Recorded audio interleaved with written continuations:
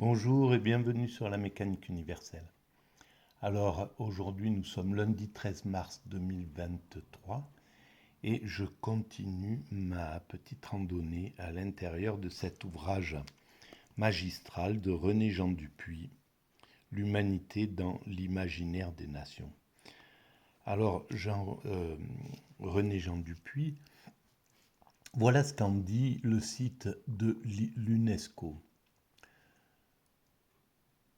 qui lui rendait hommage. Euh, Cet ouvrage, L'humanité dans l'imaginaire des nations, a été publié en 1991.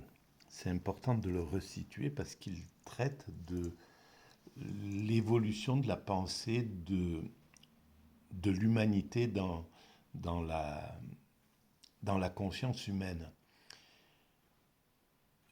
et de l'évolution de l'humanité vers une finalité positive, vers une perfection en somme. Et c'est exactement ce que défend la théorie que j'ai développée dans les années 2000 et qui est sur le site mécaniqueuniverselle.net et qui essaie de démontrer de façon rationnelle que l'humanité évolue progressivement vers son ultime perfection, la paix universelle, la fraternité, enfin un fonctionnement unifié de l'humanité, vers son unification et son apothéose psychique, la fusion avec le principe qui a créé cet univers, avec ce qui constitue cet univers et qui l'a créé en même temps, qui, pour moi, correspond à ce que les religions appellent le divin. Voilà, je vous renvoie à quelques écoutes pour savoir ce que j'entends par divin sur l'espace YouTube, dans les intitulés Dieu. Alors voilà ce que dit le site de l'UNESCO à propos de René Jean Dupuy. René Jean Dupuy était un homme hors du commun. Tous ceux qui ont eu la chance, le bonheur et le plaisir de le rencontrer ou de le connaître, mieux encore de faire partie du cercle de ses proches, seront d'accord pour dire que c'était un homme aux multiples facettes. Charmant, attentionné, affectueux, il savait être un ami simple et indulgent. Son œuvre, avant tout juridique, mais non réservée aux spécialistes, a marqué d'une pensée actuelle la réflexion doctrinale en droit international. Ses nombreux ouvrages, dont Le fond des mers, L'océan partagé, ou encore La clôture du système international, La cité terrestre, demeurent une source d'inspiration permanente pour qui s'intéresse à l'avenir d'un système international au service de la dignité et du respect de l'être humain. Voilà. Donc, alors comment je pratique? Je lis, là nous sommes à la vidéo numéro 16. Donc il y a 16 vidéos sur cet ouvrage déjà, et je suis arrivé, je suis, j'en suis. Voilà, le messianisme du bonheur, ce chapitre-là. Alors, je lis, je découvre en même temps et je commente. Voilà comment je pratique.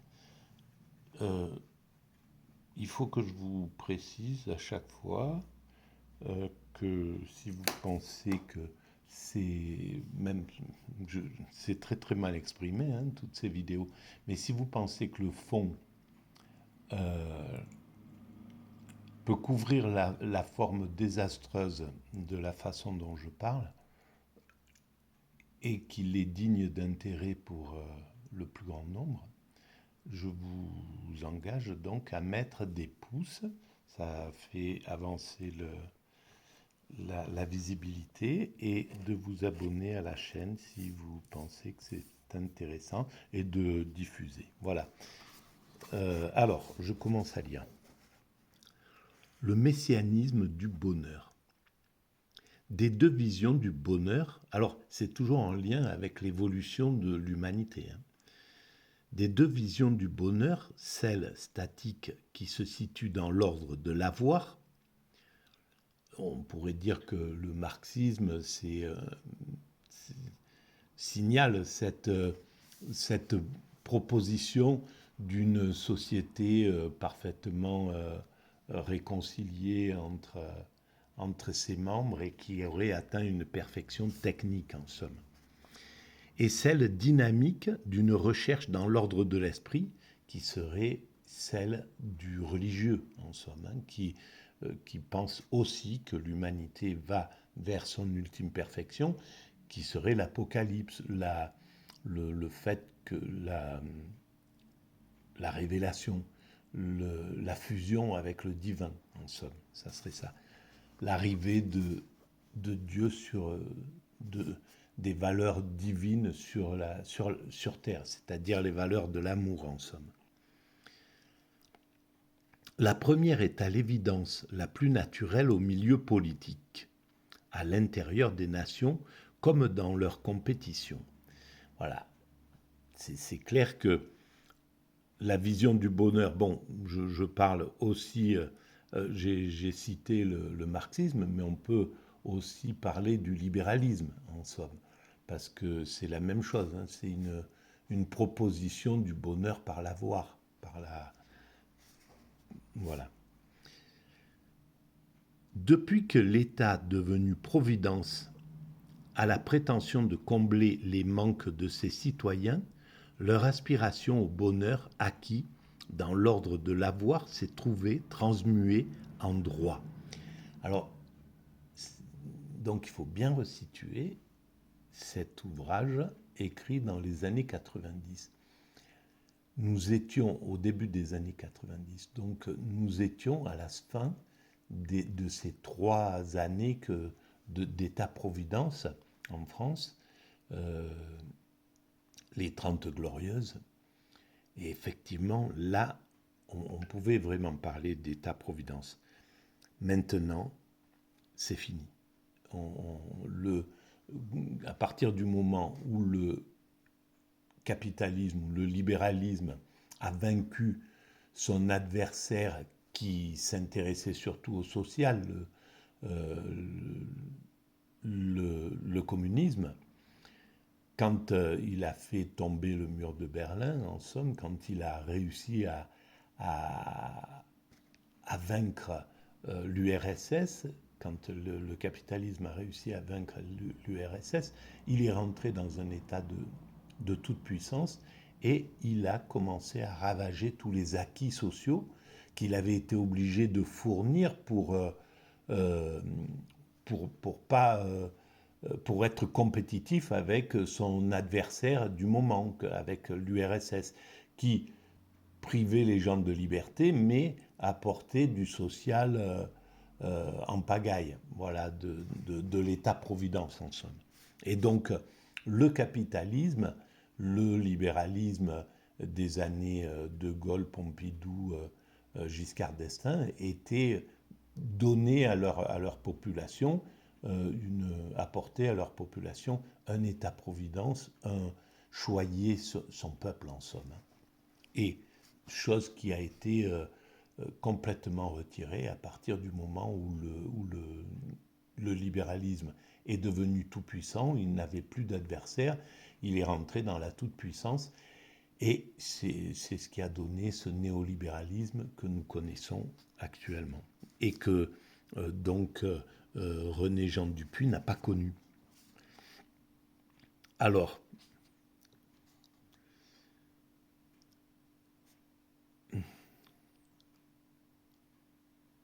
les Américains n'ont pas craint de le proclamer dans leur constitution, Libéralisme et socialisme ont voulu être des religions du travail pour l'abondance. La chute des idéologies, donc ils écartaient le spirituel, en somme, de leur vision. Elle était là, c'était un religieux pour le capitalisme et un religieux de façade, en somme, et qui n'avait aucune des valeurs du spirituel profond, qui préconise d'écarter l'avoir au profit de l'être, qui, voilà, de pas faire de pas sombrer dans ce qu'a apporté le capitalisme, au fond, cette disparité entre riches et pauvres, etc. Voilà, donc à ce moment-là, le capitalisme a écarté le spirituel et a gardé la forme religieuse du christianisme. Et par contre, l'URSS a écarté tout à fait le spirituel et le religieux, voilà, en faisant l'opium du peuple, en disant qu'il était un opium du peuple. Alors, depuis que l'État devenu providence a la prétention de combler les manques de ses citoyens, leur aspiration au bonheur acquis dans l'ordre de l'avoir s'est trouvée transmuée en droit. Les Américains n'ont pas craindre le proclamer dans leur constitution. Libéralisme et socialisme ont voulu être des religions du travail par l'abondance. La chute des idéologies pousse à se détourner des horizons chimériques qu'elle assignait au devenir. Alors, il faut bien reconnaître que l'abondance a été quelque chose de très important. Et aujourd'hui, si nous avons régressé dans l'Occident a régressé, le néolibéralisme a repris tous les acquis sociaux que les 30 Glorieuses avaient donnés au peuple. En même temps, sur le reste de la planète, la mondialisation libérale a permis d'acquérir justement de l'avoir et de l'abondance pour beaucoup. C'est ce qui fait que ça a fait régresser quand même la pauvreté globalement dans le monde. Un dionysisme vital invite à chercher le bonheur dans l'instant. Le harcèlement du quotidien affecte le crédit de la programmation à long terme. Le bourgeois a perdu le sens de l'épargne et le communiste le sens de l'histoire. Mais c'est exactement ce qui se passe, oui, bien sûr. Et alors, l'assignation, en fait, à...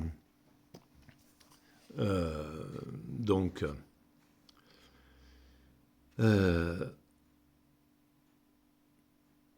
le bonheur dans l'instant, il est présent chez le spirituel comme chez le matérialiste, en somme, parce que on retrouve exactement ça et sous la forme de l'extase. Et c'est ce que j'essaie de démontrer sur la mécanique universelle, que l'humanité va vers son ultime perfection, l'extase. Et l'extase, c'est l'instant présent, c'est le fait d'arriver dans l'immédiat absolu, dans la contemplation, c'est-à-dire vraiment l'instant, vivre l'instant pleinement, mais totalement détaché de l'objet, détaché de l'avoir. Et le libéralisme cherche à proposer la même chose. Jouissez de l'instant, jouissez en consommant, en achetant, en faisant, etc. La proposition était la même. Et effectivement, le libéralisme est plus cohérent avec le fait que nous construisons l'humanité et donc que nous devons être dans l'activité et non pas dans la contemplation. Donc, c'est un plaisir de l'instant qui permet de construire l'humanité et de la conduire progressivement vers son ultime perfection. Et c'est pourquoi le religieux a été mis de côté de cette façon-là, ou la contraint à adopter les signes et les codes du libéralisme, en somme. À ce désir de vivre, alors, le harcèlement du quotidien affecte le crédit de la programmation à long terme. Le bourgeois a perdu le sens de l'épargne et le communiste le sens de l'histoire. Et d'ailleurs, voilà, la chute du communisme a marqué la chute du sens de l'histoire, du fait qu'apportait justement le communisme, un futur radieux où il n'y avait plus de patronat et d'ouvriers, et que tout était horizontal en somme. À ce désir de vivre du présent se joint un besoin généralisé de mobilité. On commençait à voyager, là, à partir, à aller à la rencontre les uns des autres. Et ça, c'est un des plus grands facteurs d'universalité, en somme. C'est le fait d'aller se rencontrer de façon paisible, calme et touristique. Euh, Ça changeait de la façon dont se rencontraient les siècles précédents, à travers la guerre. Les Français connaissaient les Allemands parce qu'ils partaient en guerre là-bas avec Napoléon, ou les Russes, etc. Et c'est comme ça que la plupart des êtres humains se rencontraient. Donc c'était un progrès, le fait que le libéralisme permette des rencontres paisibles, en somme. On était passé c'est l'évolution du guerrier vers le marchand. Et voilà, et cette évolution a adouci finalement les mœurs, a unifié de façon beaucoup plus paisible que ne le faisait le guerrier. À ce désir de vivre du présent se joint un besoin généralisé de mobilité. Elle permet de tromper une angoisse diffuse que l'homme a découverte avec l'humanité. Se sentant menacé par ces déséquilibres, il parcourt le monde pour le divertissement ou pour le pain. Naguère encore, les ruraux demeuraient attachés à la terre, non par servitude, par fidélité. Au siècle dernier, mis à part des hommes de parcours comme Goethe, Chateaubriand ou Lamartine, les intellectuels restaient dans leur cité. Emmanuel Kant n'a guère quitté Königsberg et n'a jamais vu Berlin, pourtant relativement proche. Ce provincial contemplait l'univers dans l'intériorité de son esprit. Et je ne suis pas loin d'être de cet acabit. Parmi ceux qui se déplaçaient beaucoup, cherchaient à trouver un décor nouveau pour leur amour et leurs rêves. Pour leurs amours et leurs rêves. Pour les Germains, l'Italienitsch Reise promettait des images d'enchantement. Lacs bordés de villas alanguies au cœur des jardins ensorceleurs, la sérénissime noblesse des palais vénitiens, les corniches de la Riviera Amalfitana, surplombant des eaux translucides, s'égarant dans des grottes bleues. Évidemment, c'était quelque chose de magique. Et les hommes ont toujours voyagé. La curiosité est quelque chose d'important. Je me souviens d'avoir enregistré mon père à la fin de son existence, et qui avait fait une immigration d'Italie en France déjà dans les années 20. Il traversait la frontière avec son père, ses frères, pour venir travailler en France, etc. Et je lui disais, mais vous étiez poussé par la faim? Et il disait oui, parce qu'il y avait vraiment la crise en Italie.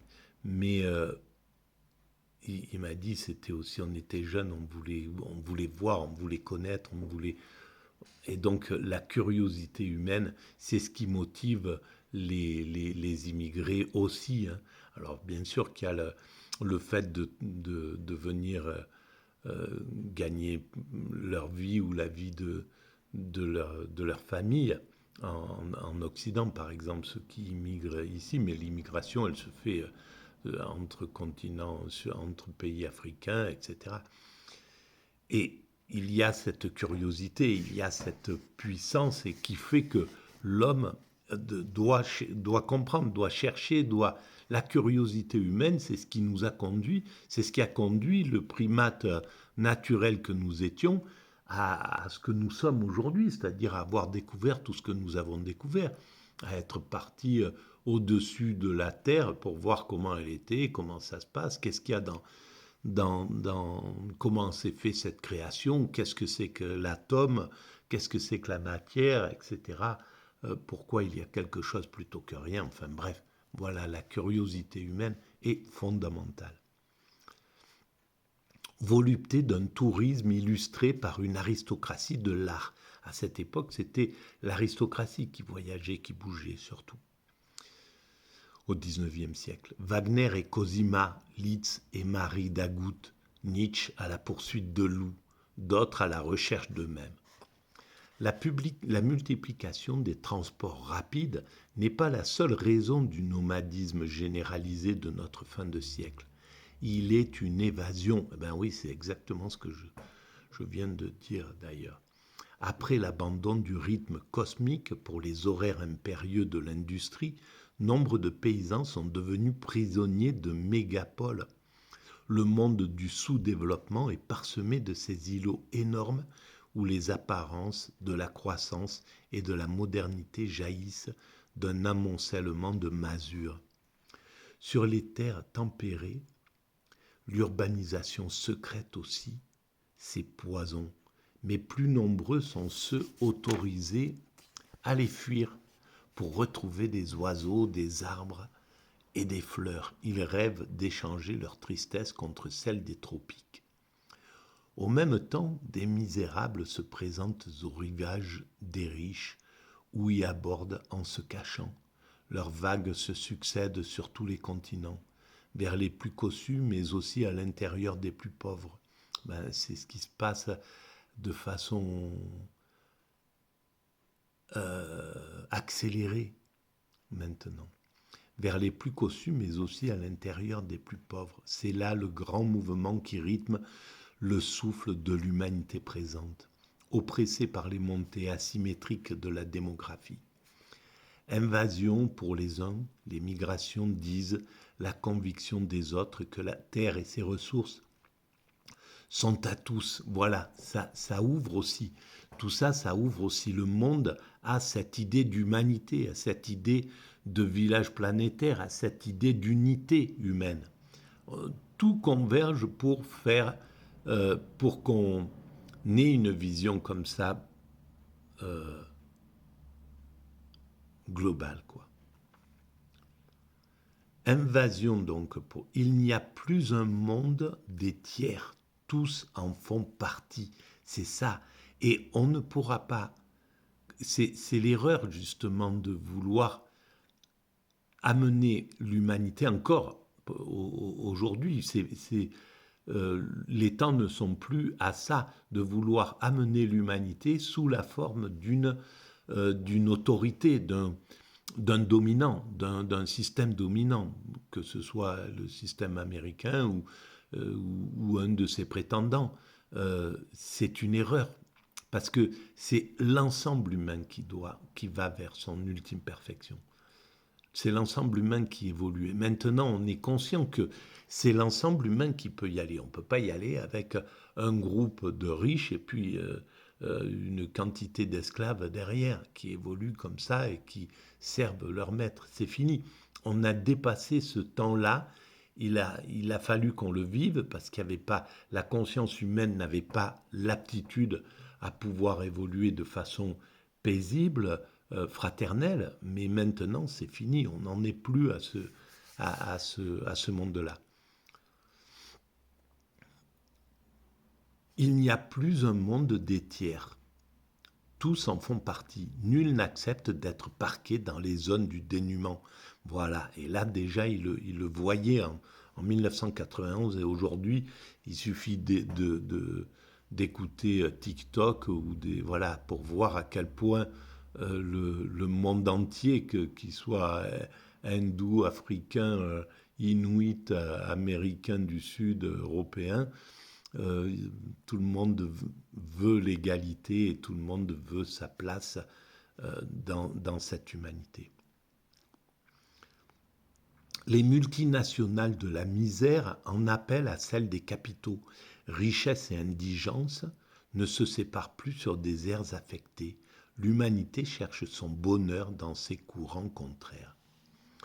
Prête à accorder une valeur prémonitoire au cauchemar d'Apocalypse qui hante ce second demi-siècle, et déjà il était là le cauchemar d'Apocalypse, c'est-à-dire la possibilité d'une déflagration militaire catastrophique, le fait que le climat commençait à changer, on se rendait compte de tout ça. Et là, on voit on est rentré encore plus dans le dur et dans un chaos possible de l'humanité à cause aussi de l'injustice croissante que la toute-puissance du libéralisme a engendré sans le vouloir. C'est pas sa faute, hein.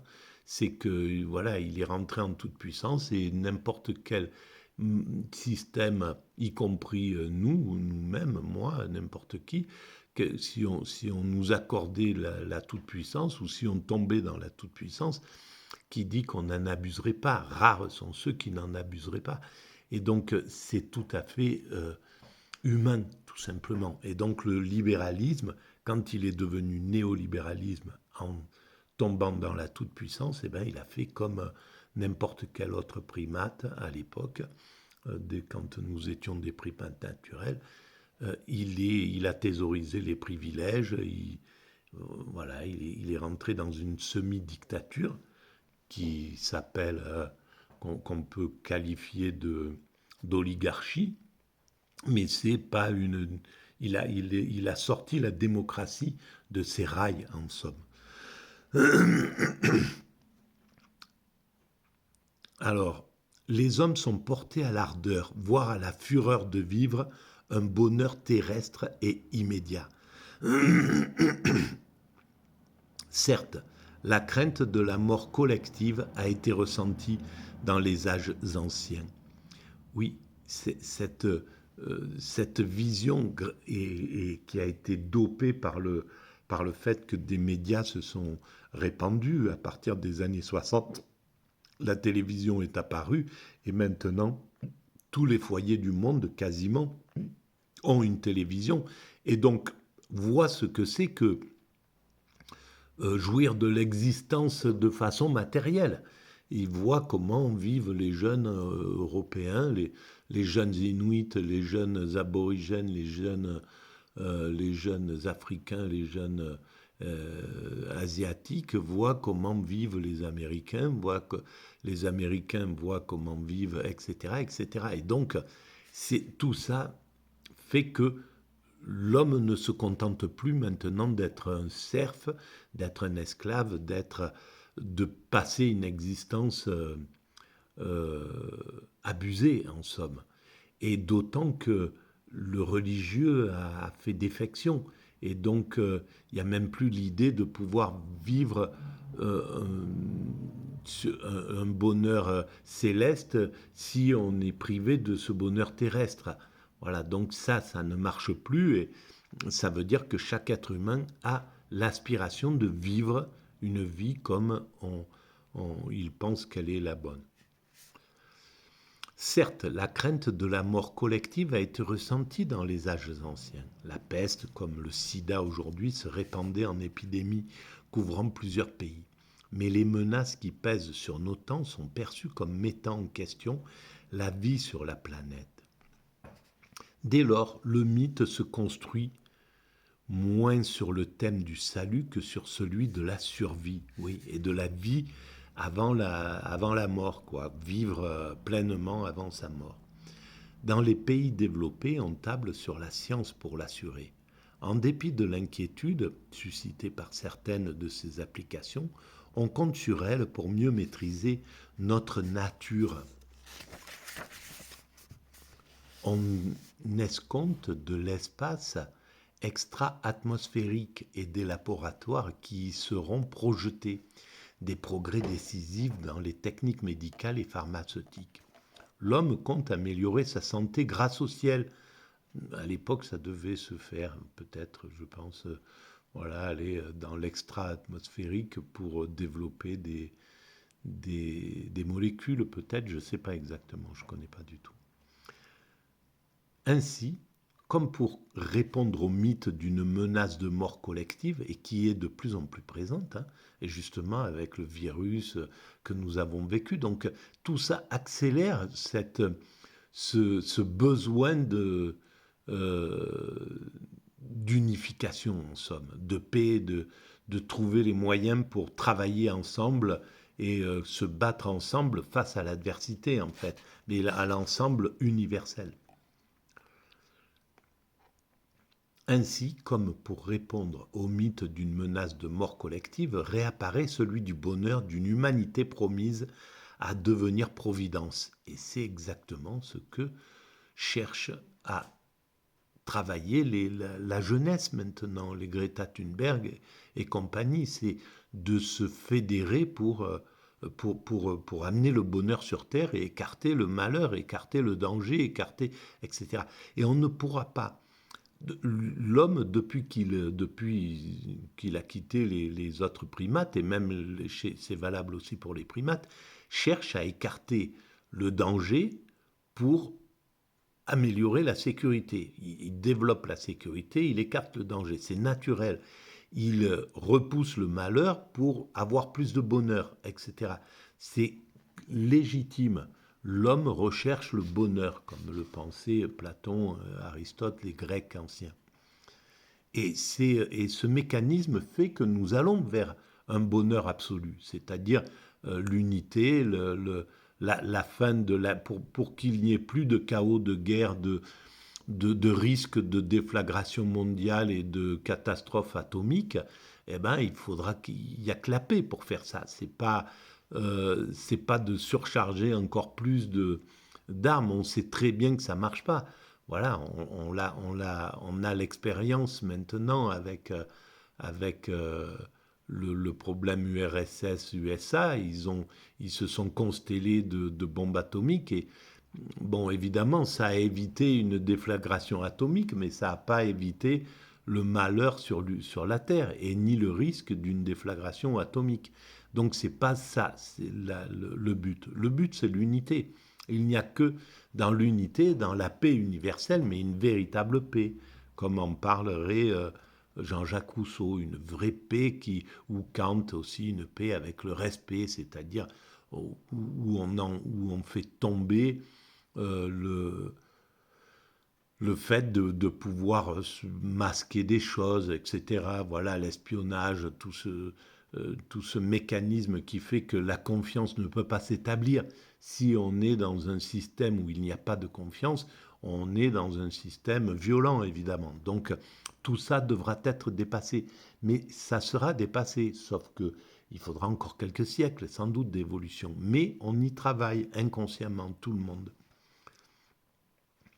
Donc, perçue comme une entité dont les membres ne sont que des moments et qui poursuit son histoire au-delà des cultures et des civilisations, elle apparaît comme pourvoyeuse, l'humanité, de l'élan vital qui anime chaque homme et elle-même. Ben oui, parce que l'humanité, c'est la totalité des humains. Et si chaque humain cherche à atteindre le bonheur, ben l'humanité cherche à atteindre le bonheur naturellement.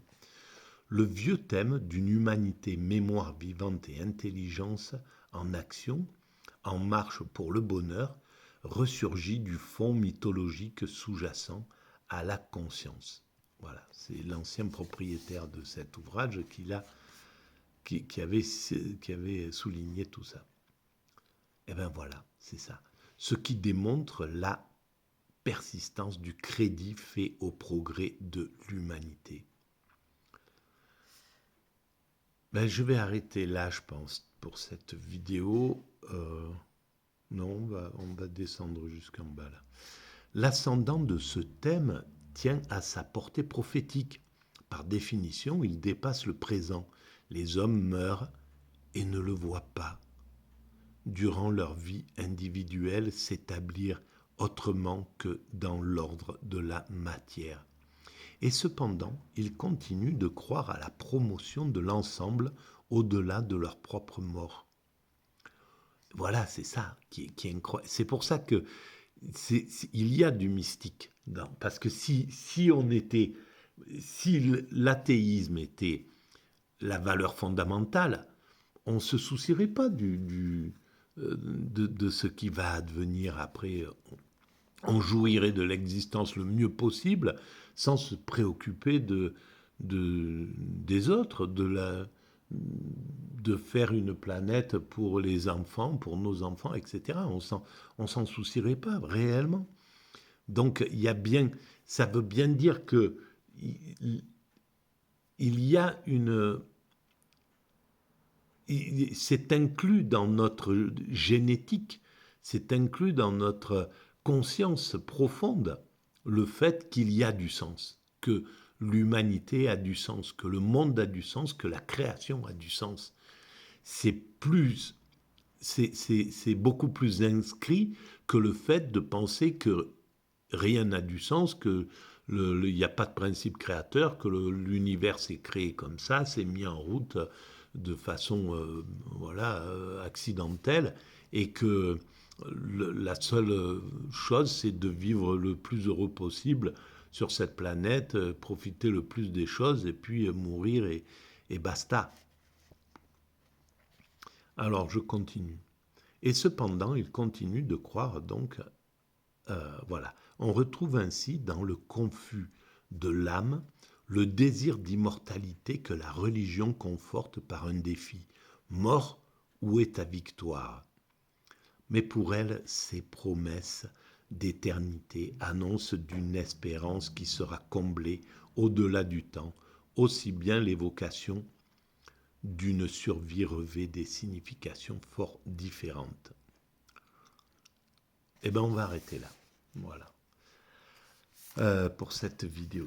Merci de votre écoute et à très bientôt.